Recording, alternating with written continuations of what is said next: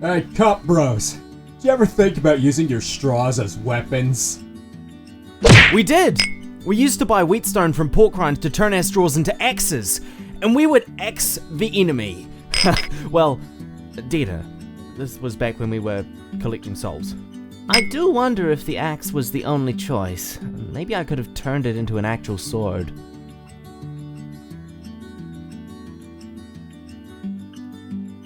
Okay, last question, I swear. Do you ever still visit the cottage or no? Oh, how Muggs loves his study. I adore your comics. No. We don't have time to regularly visit, since it's all the way on the other side of the aisles. And the research is slow, to say the least. The library just happens to have so little on the aisle's background, and I keep getting sidetracked.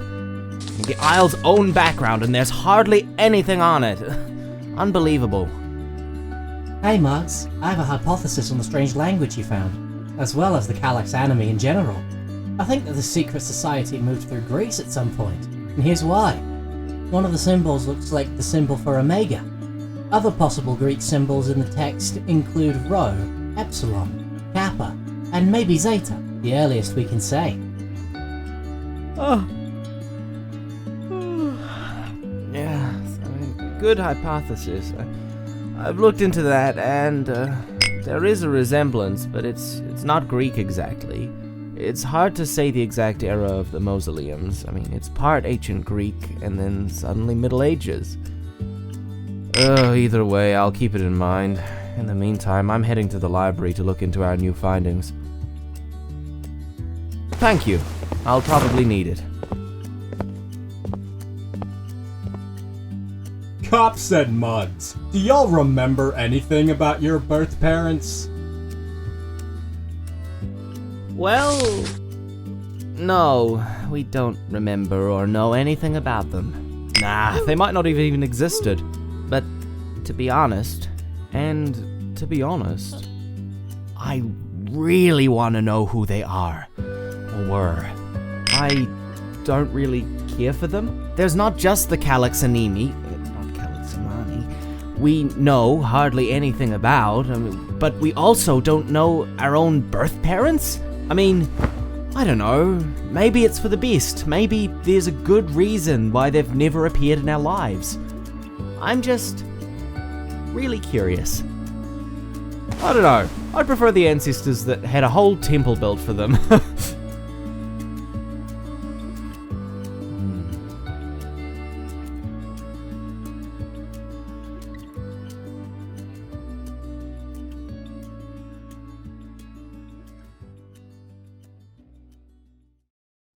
Cups and Mugs, if you guys have trouble with nightmares, what usually helps to calm you down the best?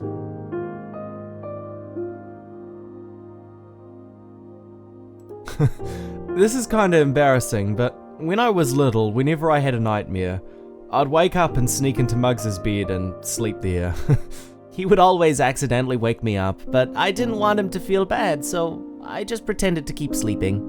This one time, both of us couldn't sleep, so we snuck into Elder Kettle's room, but his bed was tiny and we didn't want to wake him up, so we just sorta camped on his floor. In the morning, he almost stepped on us.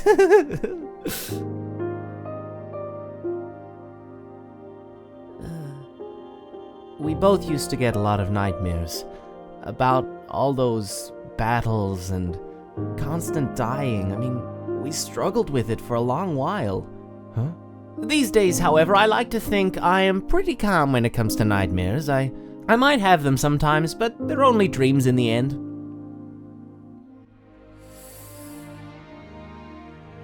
Nowadays when, if I get them, I can't really sneak into Muggs anymore.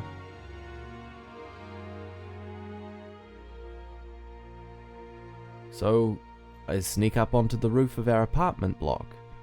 Maybe grab a snack and a smoke too, and just hang out there for a small bit.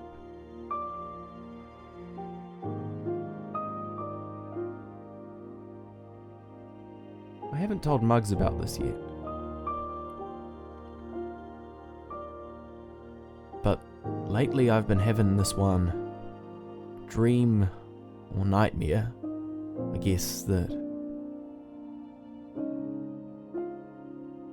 makes me feel a bit nervous about this whole thing we're doing. But I don't want to tell him that.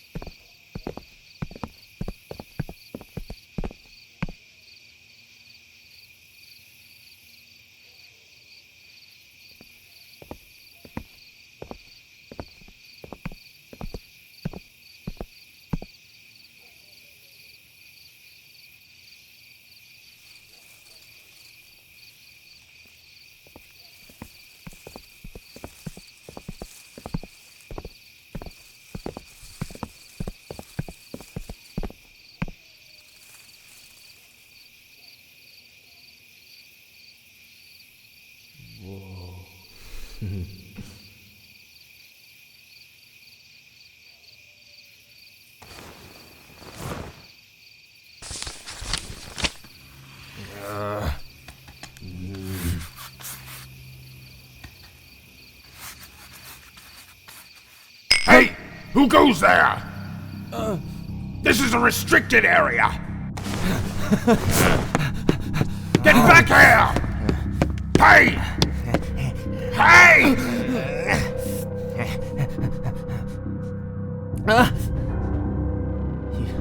Check over there.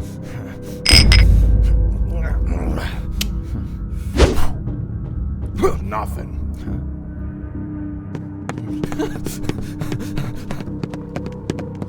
Come on out! Oh, shut up. Oh, look, it's just some satyrs. You calm down.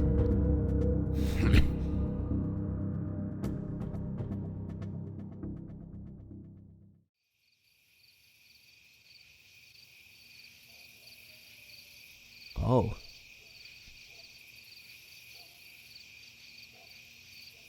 Oh.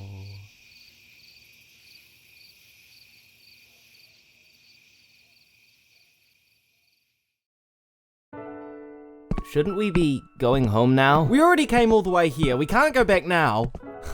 Fine. In honor of another successful break-in, let's not call them break-ins. We will celebrate with a drinking game, counting each time we were beaten, burnt, crushed, drowned, and electrocuted to death. Oh boy. Alright, so for every time you died, you take a shot. And for every time I died, I take one. Okay. Hey, Quadratus, how many times have we died?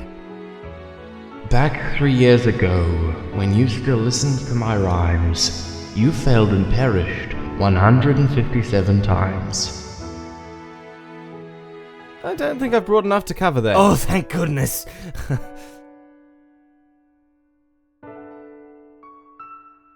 Seemed easier than waiting round to die.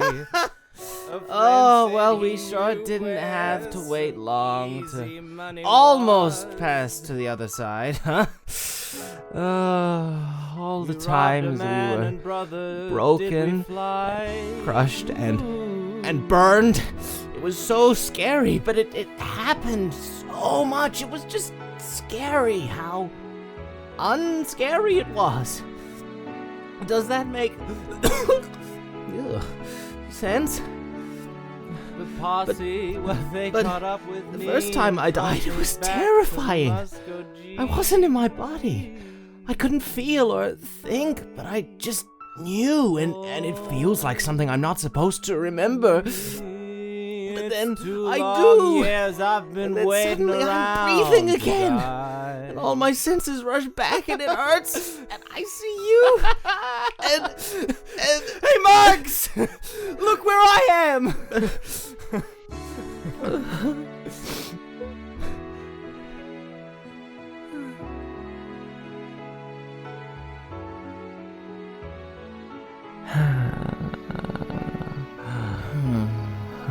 Hey, Quadratus. How old are you? Centuries and centuries, I am old. Same as the stories that I've told. Oh, yeah? You want to tell a story about Chalice and Emmique, or... legendary Chalice?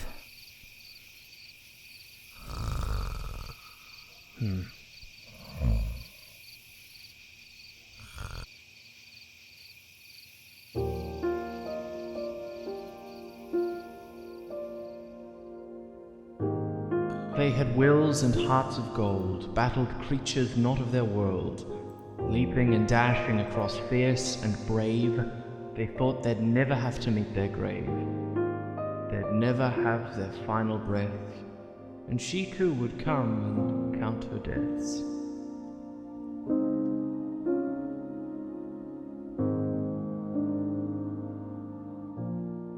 Quadratus, how many times have I died?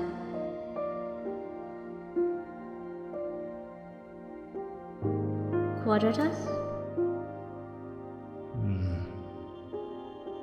Throughout all your adventures in my rhymes, you have fallen and perished 573 times. Impossible, huh? That's not how I would describe dying again and again. Your guardian friend warned you not to use this power in vain. Relax, he's not worried. He's busy mingling with the others. He also fell asleep back at the cathedral. One day you'll be at the end of the line, and no one will be around to save you. Quadratus. We've also brought back people who've been dead for weeks. I could die right here, right now. And someone will come by and revive me. Don't worry, until I grow weak and old. If that will ever really happen.